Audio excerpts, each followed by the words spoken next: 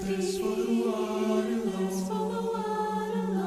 So my soul longs after you.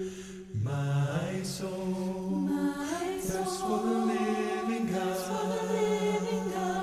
Yes, my soul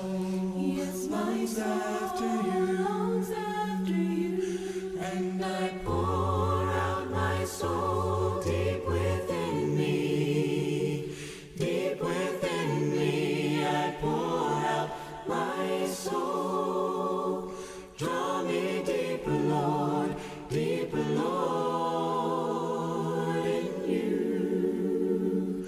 Draw me deeper, Lord, deeper, Lord, in you.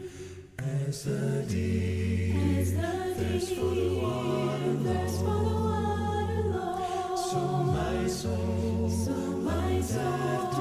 longs after you. My soul thirsts for the living God. Yes, my soul longs after you. And I pour out my soul deep within me. Deep within me, I pour out my soul. Draw me deeper, Lord, deeper, Lord, in you. Draw me deeper, Lord, deeper, Lord, in you. And I pour out my soul deep within me. Deep within me, I pour out my soul. Draw me deeper, Lord, deeper, Lord, in you. Draw me deeper, Lord, deeper, Lord, in you. As the deep thirsts for the water, Lord, so my soul longs after you. My soul thirsts for the living God. Yes, my soul longs after you. And I pour out my soul deep within me. Deep within me, I pour out my soul. Draw me deeper, Lord, deeper, Lord, in you. Draw me deeper, Lord, deeper, Lord, in you. As the deep thirsts for the water, Lord, so my soul longs after you. My soul thirsts for the living God. Yes, my soul longs after you. And I pour out my soul deep within me. Deep within me, I pour out my soul. Draw me deeper, Lord, deeper, Lord, in you. Draw me deeper, Lord, deeper, Lord, in you. And I pour out my soul deep within me. Deep within me, I pour out my soul. Draw me deeper, Lord, deeper, Lord, in you. Draw me deeper, Lord, deeper, Lord, in you. As the deep thirsts for the water, Lord, so my soul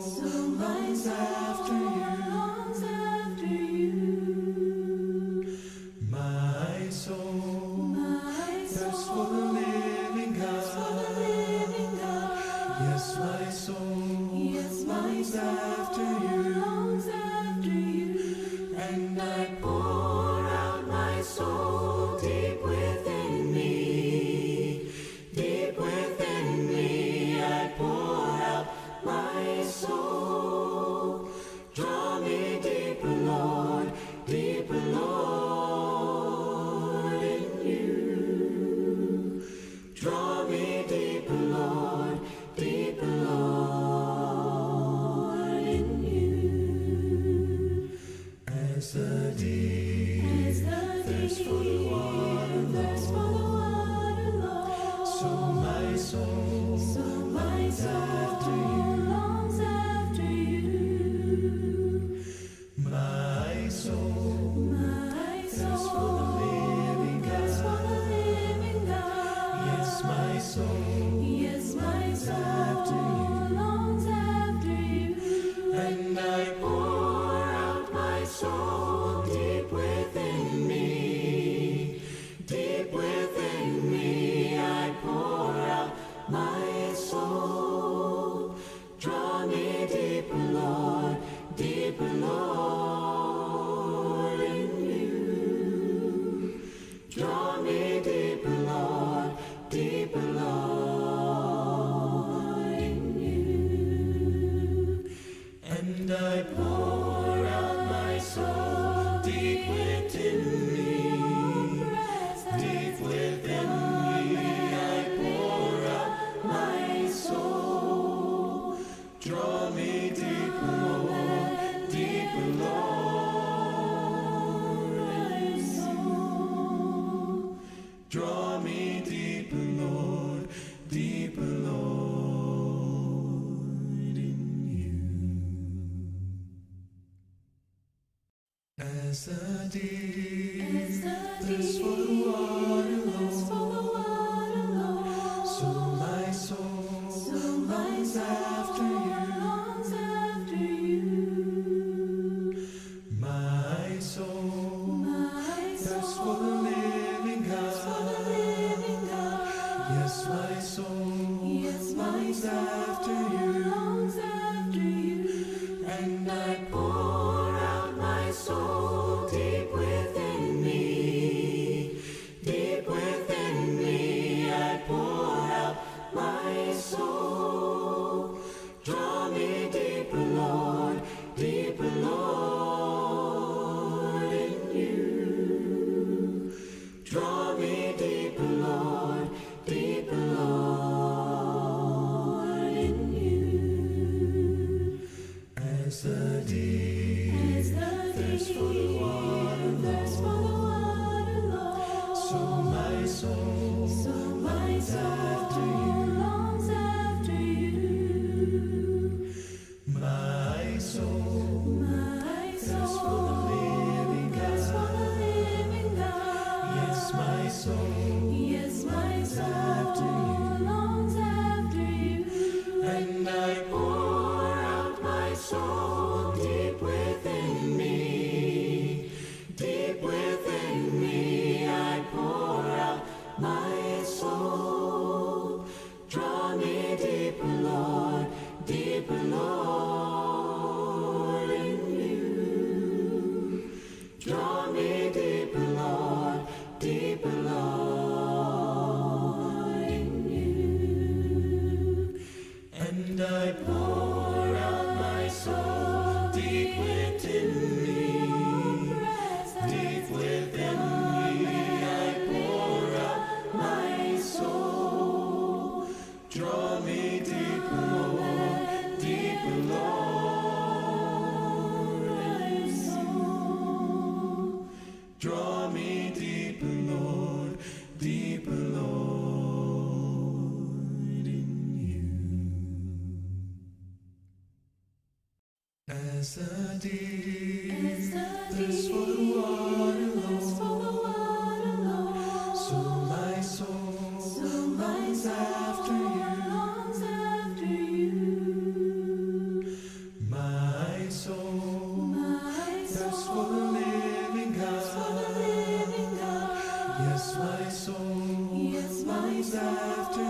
longs after you, and I pour out my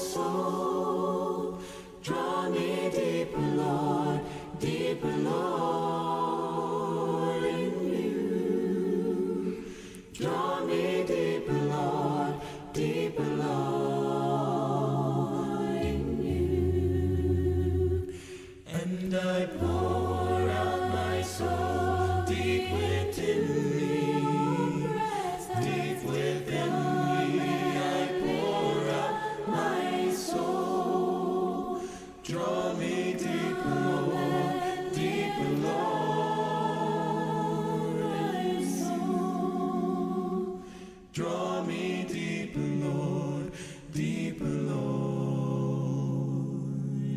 you. As the deer thirsts for the water, Lord, so my soul longs after you. My soul thirsts for the living God. Yes, my soul longs after you. And I pour out my soul deep within me. Deep within me, I pour out my soul. Draw me deeper, Lord, in you. Draw me deeper, Lord, in you. As the deer thirsts for the water, Lord. So we are continuing with our Family Emphasis Month lesson. Our theme for the month is Children Learn What They Live. And again, I think as we have been going through the lessons more and more, hopefully this is becoming reality, and we're recognizing that this is a true statement, that our children learn how to live based on what they see going on in our home.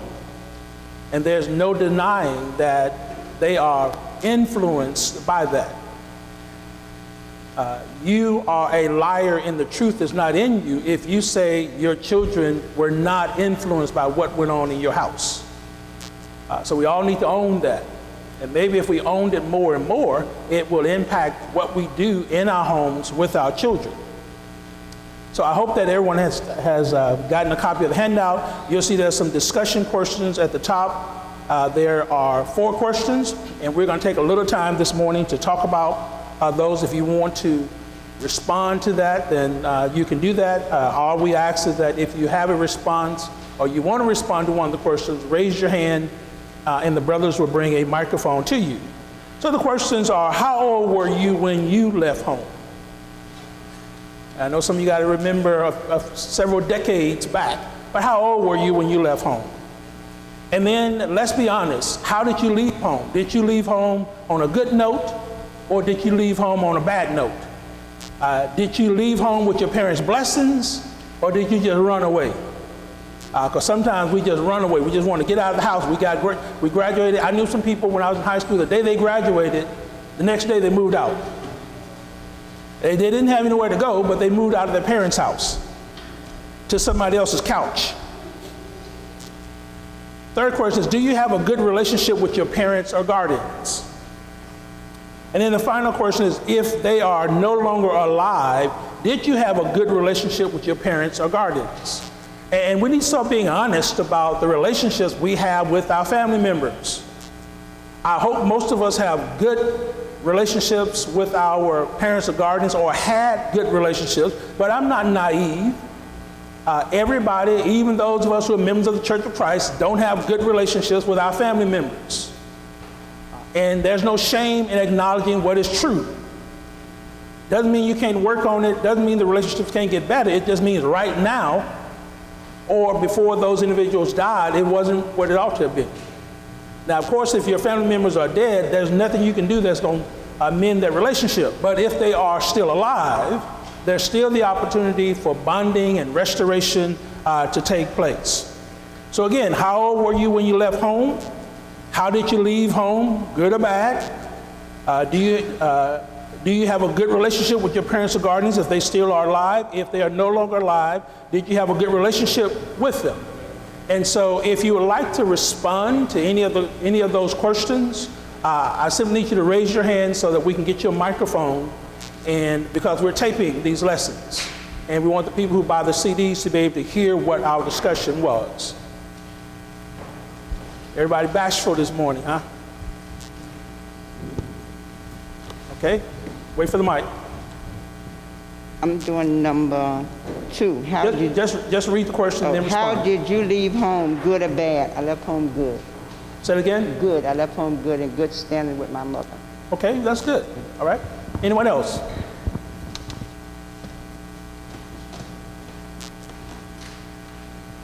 Okay, in the back. How old was I when I left home? I was 34 when we got married. Okay. So you're well seasoned when you left home. Okay. Do you have a good relationship with your parents/guardian? I do have a good relationship with my parents. Talk to them every day. Okay, wonderful.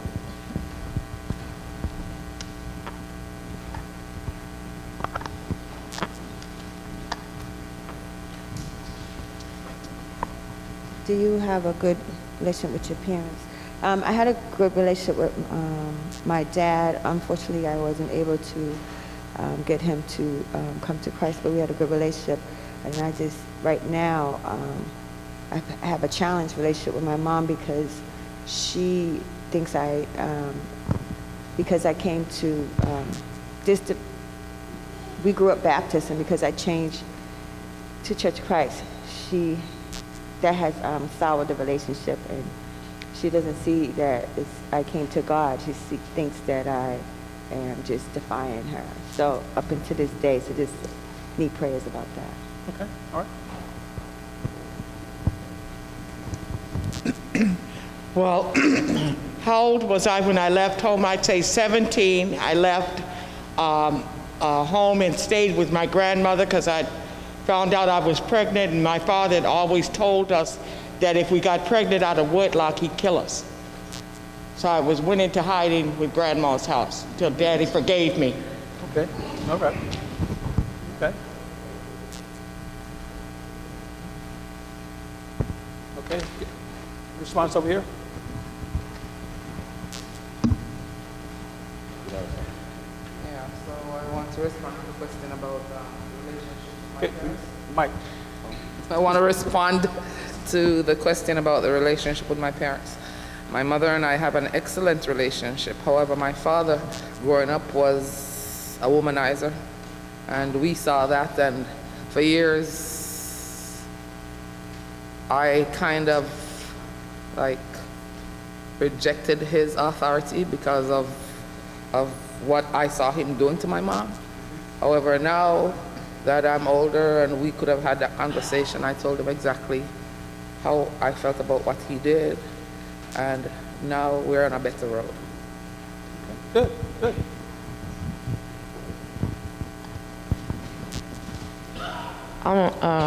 Bruce, how did you leave home? I left home in a good relationship with my mom and dad.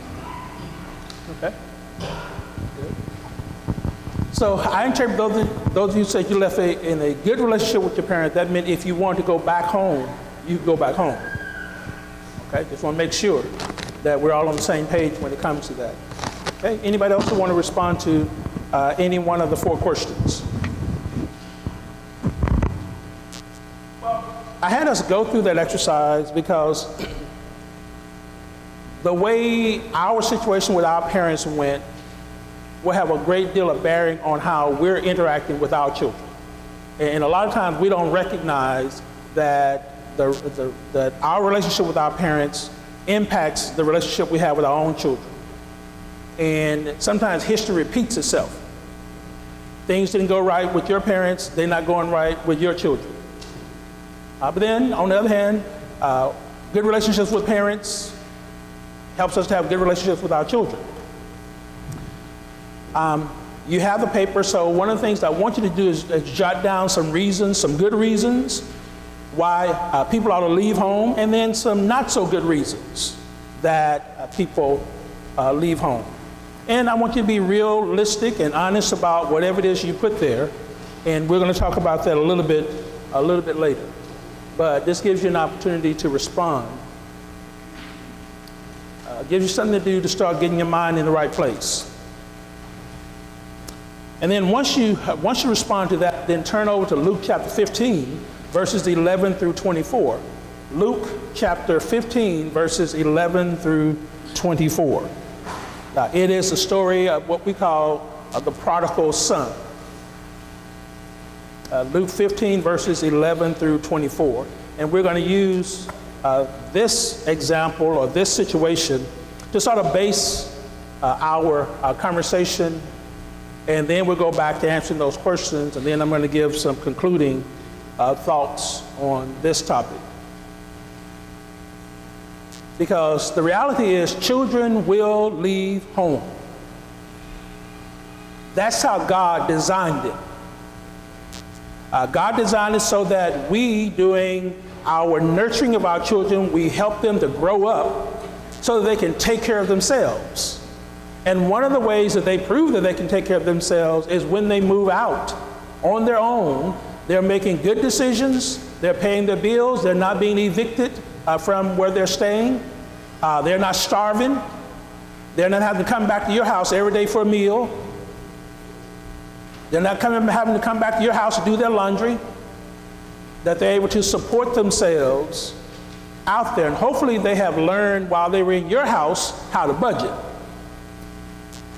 Because I'm sure some of you have seen when people get a large amount of money, if they're not used to budgeting, that money is gone in less than a few hours.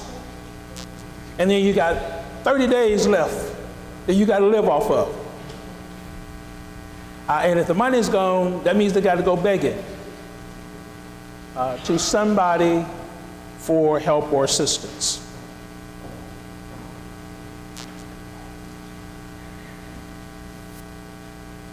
I'm trying to give you time to respond to those questions before we get into the text. When we get into the text, I'm going to ask a few of you to read some verses. Paul and Todd, if you guys would be prepared to read for us, divide those verses up among yourselves. And what's that? Let me see. 1, 2, 3, 4, 5, 6, 7, 8, 9, 10, 11, 12, 13, 14 verses. So each of you will read 7 apiece. And then we'll launch into our discussion on this story, this parable, that will guide us. And when your child leaves home, right versus wrong. When your child leaves home, right versus wrong.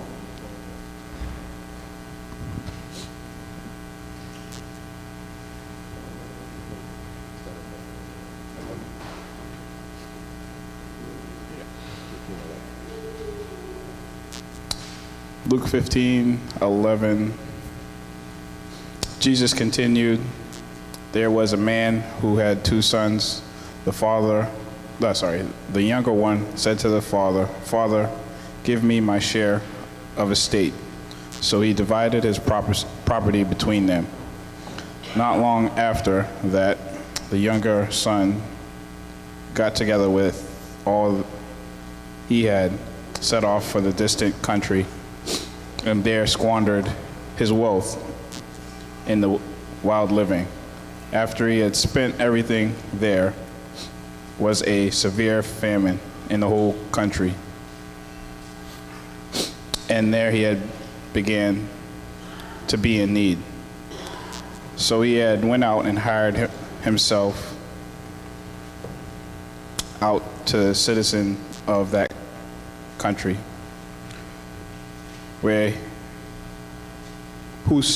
who sent him to the fields to feed the pigs.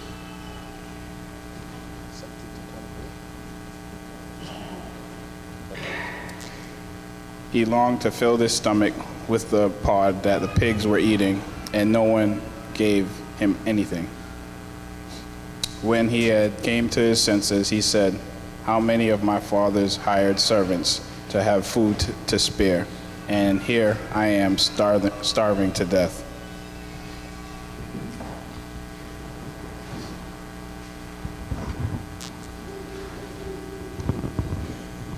I will set out and go back to my father and say to him, Father, I have sinned against heaven and against you. I am no longer worthy to be called your son. Make me like one of your hired servants. So he got up and went to his father. But while he was still a long way off, his father saw him and was filled with compassion for him. He ran to his son, threw his arms around him, and kissed him. The son said to him, Father, I have sinned against heaven and against you. I am no longer worthy to be called your son. But the father said to his servants, Quick, bring the best robe and put it on him. Put a ring on his finger and sandals on his feet. Bring the fattened calf and kill it. Let's have a feast and celebrate. For this son of mine was dead and is alive again. He was lost and is found. So they began to celebrate. Okay? So let me ask the easy question up front. And you don't need a microphone. We can all answer this one together. Did this boy leave home right? I can't hear you. Okay. It's real clear to see that this son did not leave home right. But it's interesting that even though he did not leave home right, think about how his father received him when he came back home. And I say that from a global point of view to help us begin to understand there are situations where maybe your child left bad. Now notice the father does not bring up the bad behavior of his son when he comes back home. I need for us to understand that because some of us are so tempted to, I told you so. You got to point out everything the person did that was wrong. You need to know, they got sense enough to know what they did wrong. What you need to do is do what the daddy did in the story. And I want to make sure I cover that, so I'm jumping ahead to do that, because I think that many times the same thing happens, receive our prodigal back right. Just like in the church service, when the prodigal comes back home, we don't receive him or her right. We receive them in a judgmental way. And we forget about the love of the Father. So as our story unfolds, as our brothers have read, we got a father who has two sons. Now notice we don't see anything about the second son here.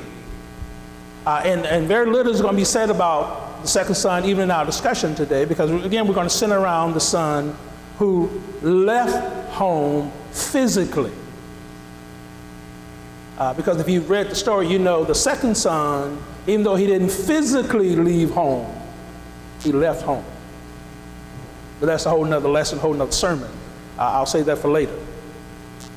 So as our text unfolds, the younger son is the one who leaves. We call him the prodigal son. What does it mean to be a prodigal? Anybody? Wait for the mic. What does it mean to be a prodigal? You guys have called this the parable of the prodigal son for years, but what does it mean to be prodigal? I need you to wait for the mic, which means raise your hand and they'll recognize you and bring the mic so we can hear your definition of prodigal. Okay, all right. To be rebellious. To be rebellious, okay. In the back. Wasteful. Wasteful.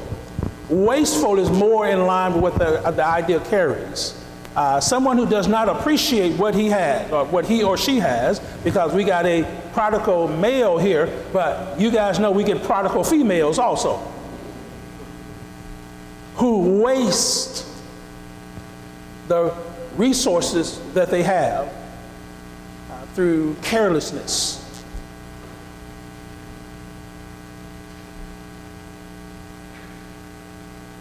And so the question becomes, how does the younger son leave? I think Donna said he leaves in rebellion. Anybody else? How does he leave? How does this boy leave home?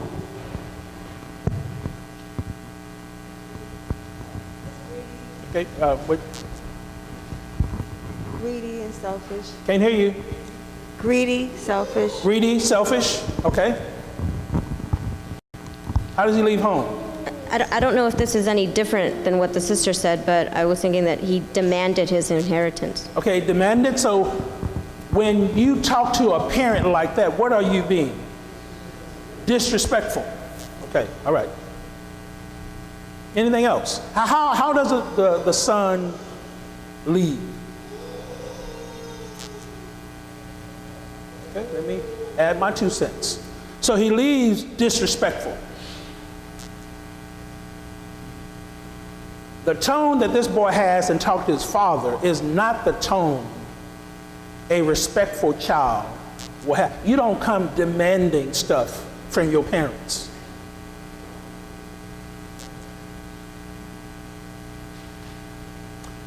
In a functional home, you don't come demanding stuff from your parents.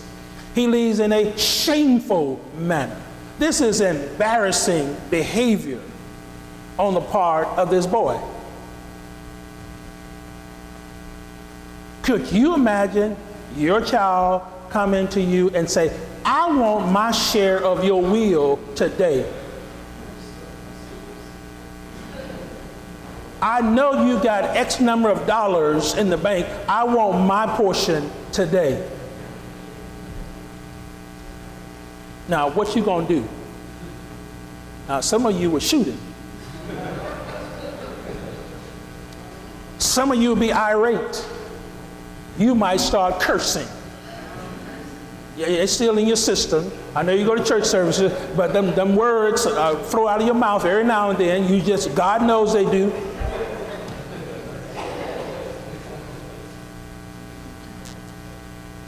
But think about how the father handles the disrespect and the shamefulness of the son, let alone his rebellion.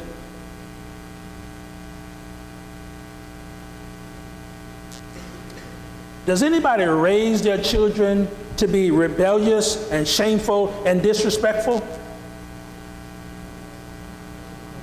Not on purpose, okay. So when you look at the whole story, you kind of ask, where do you get this from? What influenced his behavior? What would cause this person to act this way, especially since you know the whole story, you know how the daddy is. And so one of the thoughts about that is children can be so different from their parents. You almost wonder, how did they get into the family? Did they get the wrong baby at the hospital? Okay, need Mike over here.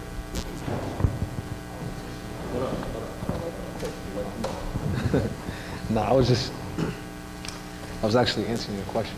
Oh, okay. Oh, you're answering the question. Okay. Yeah, as far as like, okay.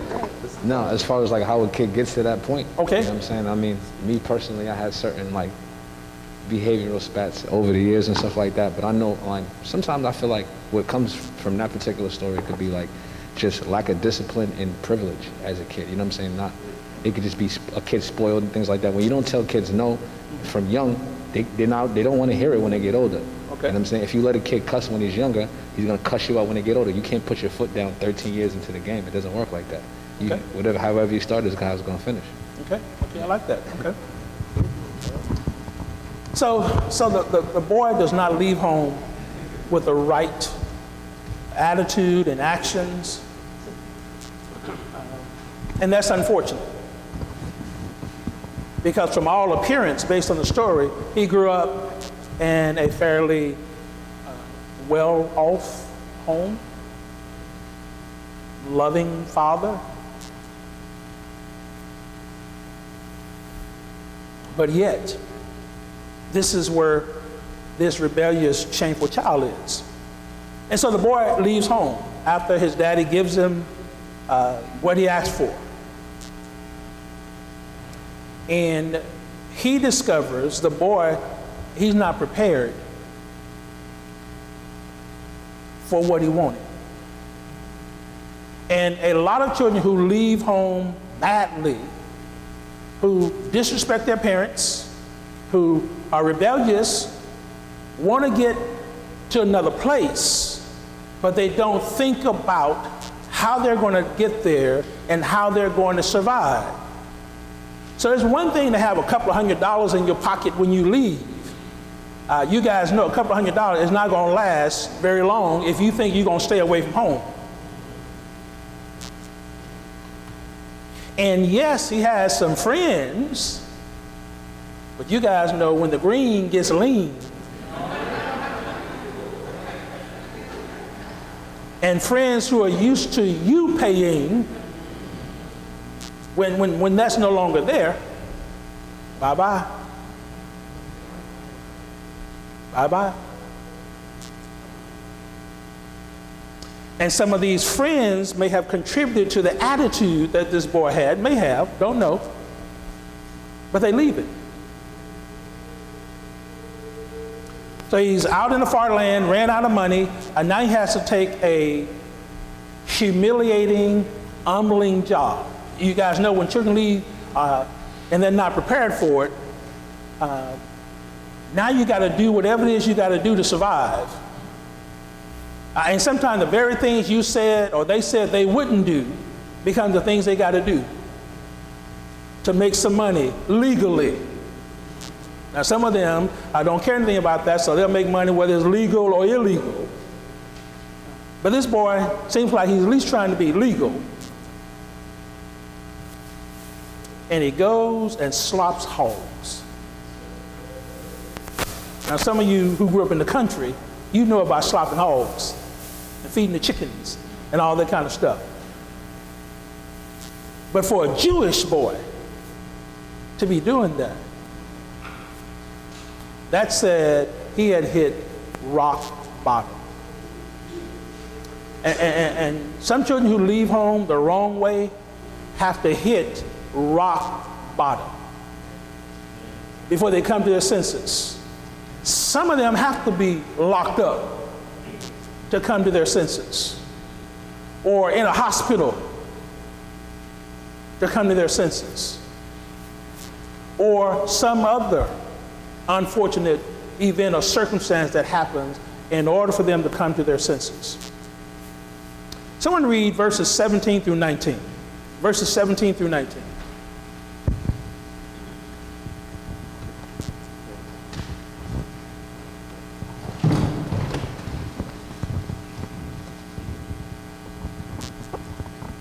But when he came to himself, he said, "How many of my father's hired servants have bread enough and to hunger? I will arise and go to my father and will say to him, Father, I have sinned against heaven and before you, and I am no longer worthy to be called your son. Make me like one of your hired servants." Okay, so the son gets to a point where he's at rock bottom, and then he has an epiphany. He remembers how life was like at his daddy's house. Now I need someone else to get Proverbs 22:6. But he comes to himself and he remembers what life was like at his father's house. Now, it's interesting he remembers. Now, something had to have happened during his growing up experiences that stayed with him so that now that he's at this point in his life, he can reflect back on what happened to him and it influenced his behavior. So something was done, or he experienced something growing up, so that when he got to this bad place, he remembered something that had gone on, or some things that had gone on at home in the past. Proverbs 22:6 says what? Direct your child onto the right path, and when they are older, they will not leave it. Okay, so there's some directing, there's some training that obviously, or instruction that had obviously happened in his early life that gave him something to pull back on or reflect on. So the Proverbs writer is right. We need to make it our aim, train your children right. You can't control all the external things that go on in their life, their friends, what happens at school, what happens in the world, what kind of music they listen to and all that kind of stuff. But you can impact how you raised them, how you trained them, how you disciplined, how you instructed them. Because with our children, we got to have a long view. You're preparing this person to be able to survive after you dead and gone. That's why you teach them how to cook, how to clean, how to sew, how to vacuum, how to take out the trash, how to actually clean a room, how to dress right, how to recognize there's some occasions it's okay to be casual, but there's some occasions you got to dress like you got some sense. You guys will get that later. but he has something to fall back on. That's the point I want us to see. And when our children leave home, be it good or bad, they ought to have something to fall back on, something to remember, something to reflect on when times are not as good as maybe they want them to be. Something that's going to guide their decisions from that point. So when we get to verses 20 through 24, the younger son comes back home and his father tells him off. You no good son of mine. You should have stayed where you were. He doesn't let him in the house. He said, you're going to sleep on the porch. Or you can go find the dog house and you can sleep in the dog house with the dog. Do you see any of that there? None of that is there. But too many times, that's what prodigals receive when they come back home. No compassion. They receive law. You disobeyed, so you deserve what you got. But not taking the long view. You want this child saved. I have a comment on that. I feel like, how can you even treat your child like that? This is someone that came from you, and that's a part of you. I mean, unless they're a murderous criminal, then you encourage them to turn themselves in. But you know, we all made mistakes in our lives, and you know, you have to have love and compassion for your child. That's your child. Period, no matter what they did. Okay. So there are some things in our world called unnatural. So there are some parents who don't love like parents ought to love. And there are some children who don't respect and obey like they ought to. And when people don't have God in their life, they will do all kinds of things. I noted a couple things. The son, when he was working for this person, Slopping Hogs, he was able to contrast that relationship with that employer and his father's relationship with his employees.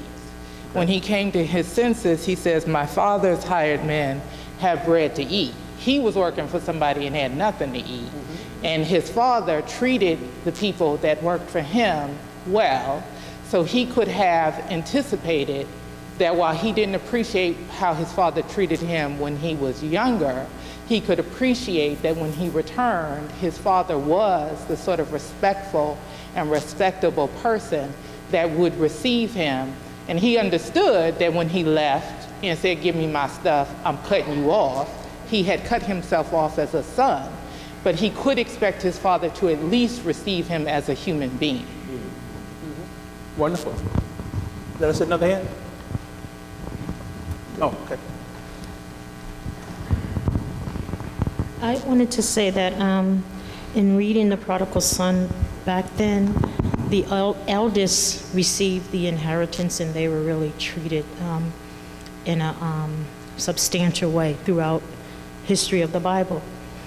The young person, the young son may have said, well, let me get my money and do what I need to do, not realizing that nothing happens unless it goes through God's hands. And his father, what I see is his father had a pure heart. He had the right spirit. And as parents, we have to have that pure heart and that right spirit when our children do things that are not according to what God would have them to do and what we train them to do. We still have to have that pure and humble spirit. And in Matthew 5:23, which I always go to, it says, whosoever exalt himself shall be abased, and he that humble himself shall be exalted. His father was humble. This child had to be brought from be abased, meaning to bring unto subjection. And that's what God did. And when he went home, his father received him. So that's how we have to look at things. At least that's how I do. Okay, all right. Anyone else? Okay, so the boy has at least come to his senses, and he recognizes that life back home was far better than what he is experiencing right now. If our prodigals don't come to that realization, they won't come back to a place of safety, love, and security.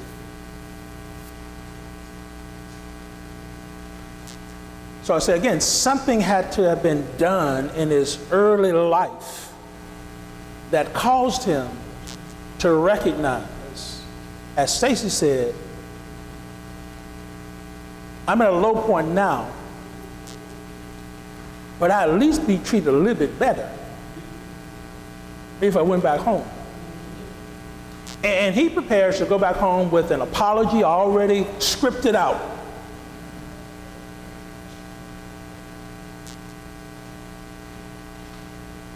But what he receives is he doesn't even have time to get the scripted apology out. Because while he was yet afar off, his father saw him. Now you got to know that that father was looking every day for this boy to come back home. He didn't just happen to be looking that day. Because the father knew what he had put into the boy. And so I would say to all of us is, make sure we're putting the right stuff in our children, so that regardless of how they leave home, they know how you feel about them. See, if you have children who are in sin, if you have done what you should have done with them, they know you do not approve of sin. You don't have to tell them off when you see them. They know that. They know they messed up. They've embarrassed you and everything else. What they need is for you to humble yourself and get out of that "I told you so," the finger pointing business. And the reality is, it may help if you look at your stuff. You may not have left home that way, but we tend to be harder and more harsh with people than we have to be. And at the end is love and restoration. There's just some stuff you can't beat into a person or constantly dog them on and think that you're going to end up with a positive result. Just along those lines, I'm also aware of, in our family, not my immediate family, but of a father and son where the father was so harsh with the son that when he left, didn't care how low he got, he wasn't coming back. He would go beg elsewhere before he would beg back to his father. So if this father had been that kind of father, I imagine, even though this son had found himself in a hard way, he would have kept on going until he could get back on his own feet without the help and support of his father.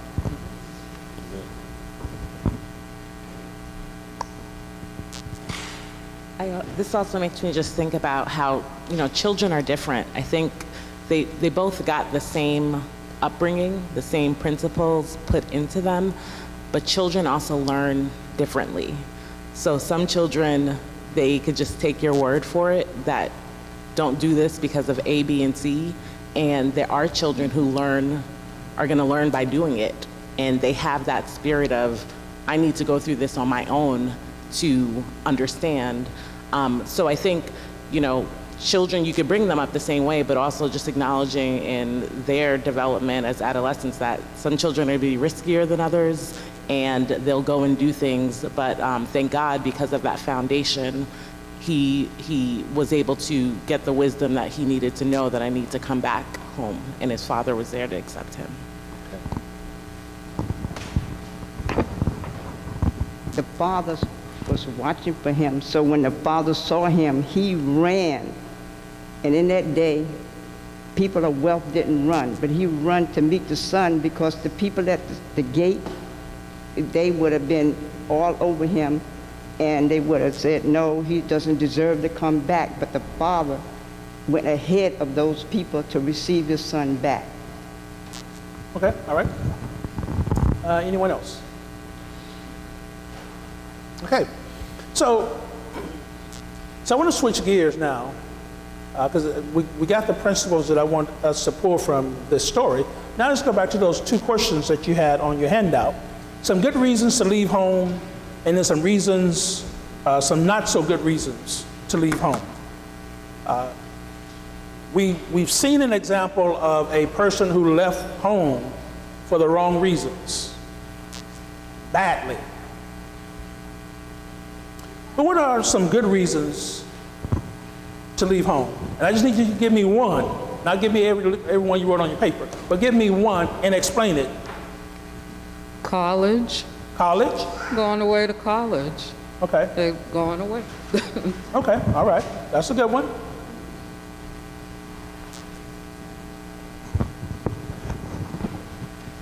Dave, you got somebody? Okay. If you're ready and responsible enough to be on your own. If you're ready and responsible enough to be on your own. Because you can be ready and not responsible enough to be on your own. Okay, all right, I'll go with that one. Marriage. Marriage, okay. Behind you, Dave.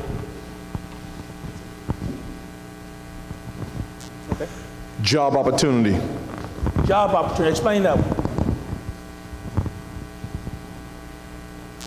Out-of-state job, I'm of age, and now I have the funds to move out and live on my own. Okay, all right. The military to serve your country. Oh, okay. From a military person. Okay, all right, I'll accept that one. Personal growth, like sometimes you outgrow your family and your surroundings and your city and wherever you're from, you have bigger dreams and you just gotta go. Okay, all right. Patrice, what's your hand up? Oh, okay, all right. Toxic environment.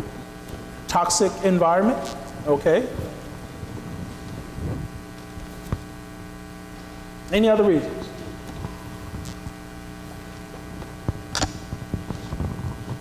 Just maturity. Okay, maturity. Okay, all right. The second question says some reasons, some wrong reasons for leaving home. Some wrong reasons.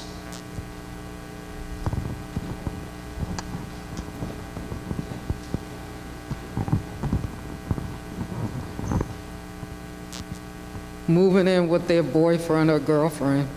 Okay, Shakin. Shakin. Okay. That's right. Ellaby. That's somebody down front here.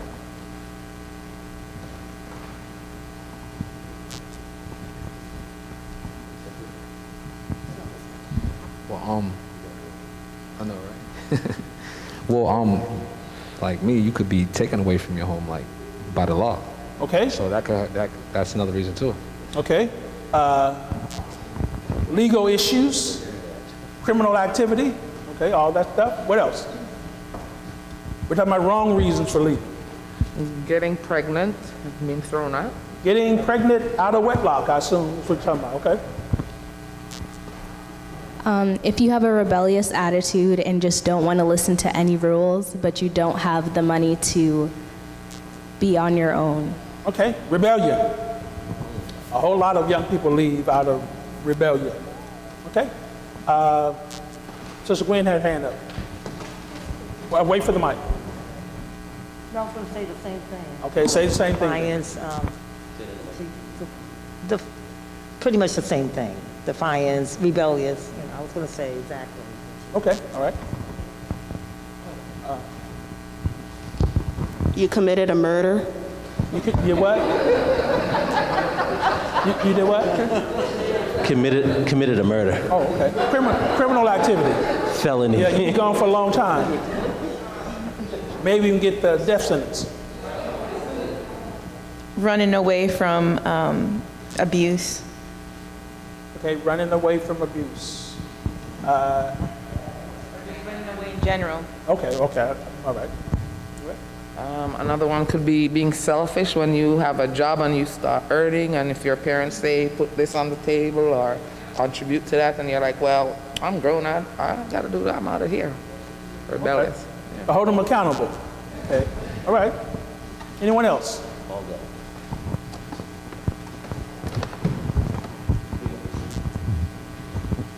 Peer pressure. Peer pressure? Okay. Anyone else? Okay, so let me share a couple of things I put down.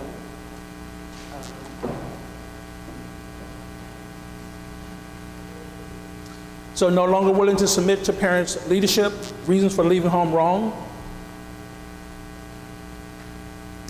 No means to support yourself. That means leaving and you don't have a job. Leaving home just to get married. Now I want to park here for a moment. Because there are too many young people who leave home thinking if I leave home and get married, my life will be better. You got to be ready to get married. Because you're jumping out of the fire into the frying pan. You didn't like your parents' rules. Well, guess what? There's some rules of marriage. And somebody's already talked about shacking.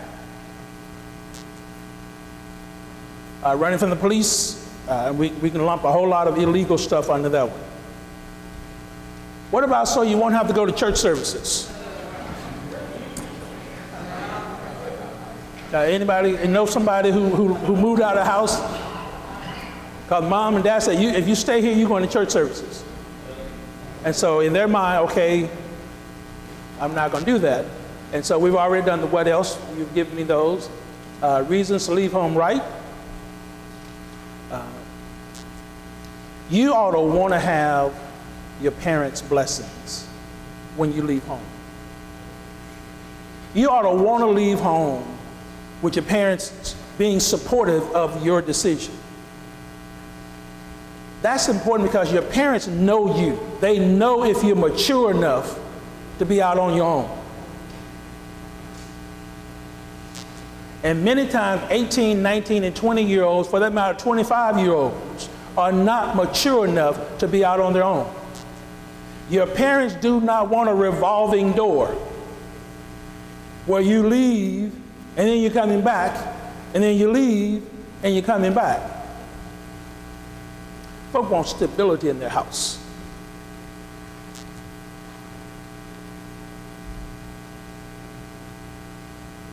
And so we've talked about those. And we even talked about that one, needing your space. So let me end, because our time is just about up, with some things we need to do regardless of how our children leave home. We're Christians. And there are just some things when your child leaves home, be it good or bad, you blessed them, you didn't bless them, but you got to adjust to this reality. First thing you ought to do is pray for them. Even if they leave on a good note, pray for them, because you know what it's like out in the world dealing with bills and dealing with jobs and dealing with responsibilities that your children have never had. Even if your child stays with you and they pay a portion, $50 a week, you guys know you can't live nowhere. You can't even get a hotel room for $50. And so if you're going to require your children to help with household expenses, make them realistic so they understand that it takes $800 to $1,000 to stay somewhere.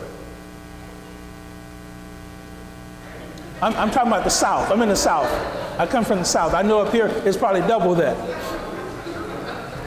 Help them to understand what the cable bill is, what this cell phone bill is that you're just using all day long. Help them to understand what it means to actually go to a grocery store. So pray for them, because there's just a whole lot out there that they're going to encounter that they don't know. Then trust God for their safety. See, when you have brought them up, trained them up and the way they should go. Then when they leave, you give them over to God. That's going to be the only way you're going to get a good night's sleep. Because you can't be worried about these children. That's going to tear your health down. They're out on their own. You're able to do this when you know you have put in them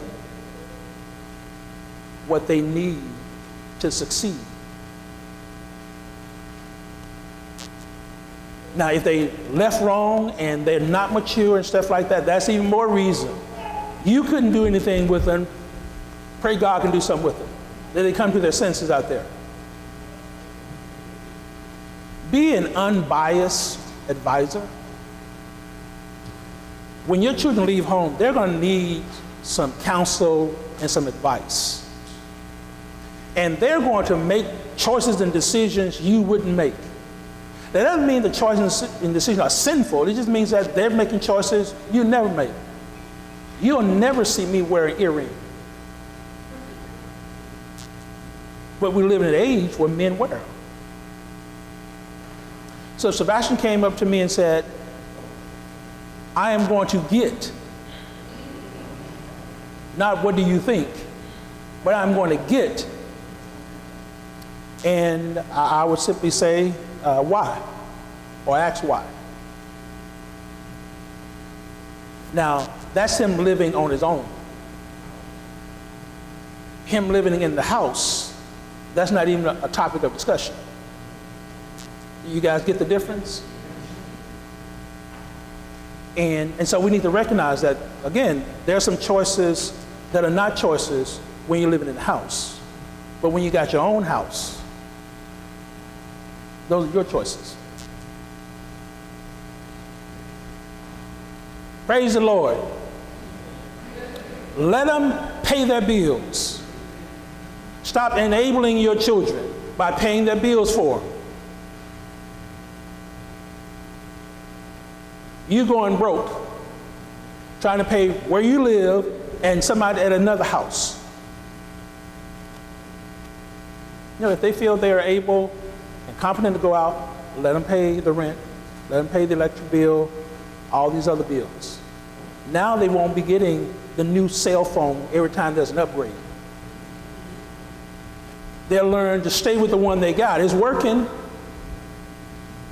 because you got more important things to spend your money on than trying to upgrade every time Apple makes a new cell phone.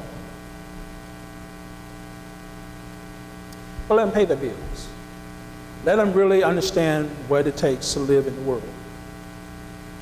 And most importantly, encourage their continual spiritual growth. Son, did you go to church services last Sunday? Daughter, were you in midweek Bible class? Son, daughter, are you reading and studying your Bible on a regular basis? Encourage. You're not telling, you're encouraging. Because they live at their own place, they got their own schedule. You're encouraging them to do what you know will be in their best interest spiritually.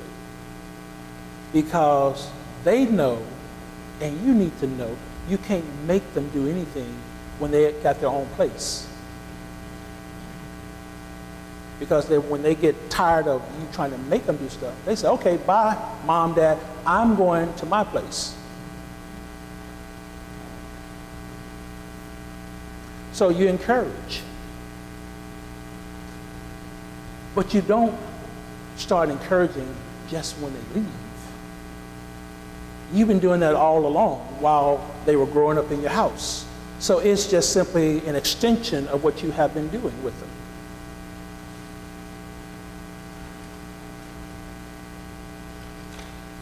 Because our children are going to leave home. Some are going to leave home the right way, and some are going to leave home the wrong way. But you and I still need to want the best for them and recognize that even the prodigal can change his or her way. We are stewards of our children.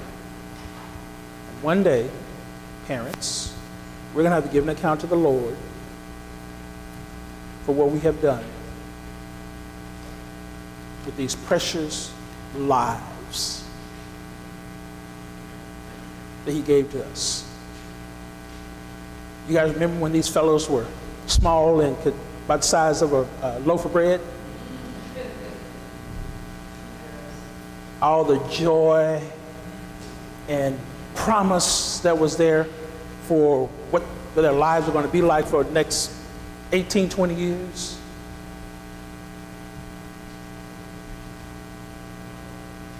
And you had plans for them. And all these things you were going to do to enhance their life and things like that. Well, now they're grown. But we still ought to have some joy and looking forward to the person that they're going to become. Now, you're really not grown till you're about 30, 35. That's really when you know what life is like. Especially if you left home going to college and you've been in graduate school, you've never lived on your own. Living in the college dorm is not living on your own. I know your children think it is. And so when you get to 30s and 35s and you got a car note, you got rent, and you got all this other stuff that you're dealing with, and you got to go to work every day, Monday through Friday, even when you don't feel like going. And then you're going to have friends and family members who are going to want to borrow some money. And then you'll be reminded of those times when you borrowed money and you didn't give it back, which is probably going to make you reluctant to want to loan other folk money. That's when you start living. Two announcements. Three announcements. If you have prayer requests that you want us to respond to at the end of worship when we dismiss, please fill out the form in the back. When we dismiss, please make sure you get your communion cup before we resume back for worship. Those of you who have prepared to bring those of you who brought your offering today, there are some envelopes in the back that you can put your contribution in, and there's a box for you to do that, to put the contribution in at that time also. Our brothers are going to ask us when we end this prayer to leave your seat so that they can disinfect the area, and then you'll shortly be able to come back in, those who are going to stay for the 11 a.m. worship. Brother Ellaby, would you lead us in prayer? Let us pray. Dear Heavenly, most righteous and kind Father, we thank you so much again for all your blessings. We ask that thank you so much for allowing us to study your word and hear another portion of your word this morning. And Father, we just ask, pray that we can take in what we learn, be able to make whatever adjustments we need to in our personal lives, Father, and in our families. We ask now that you be with us throughout the rest of this day, that we can continue to worship you in spirit and in truth. We ask for all these things in Christ's name. Amen.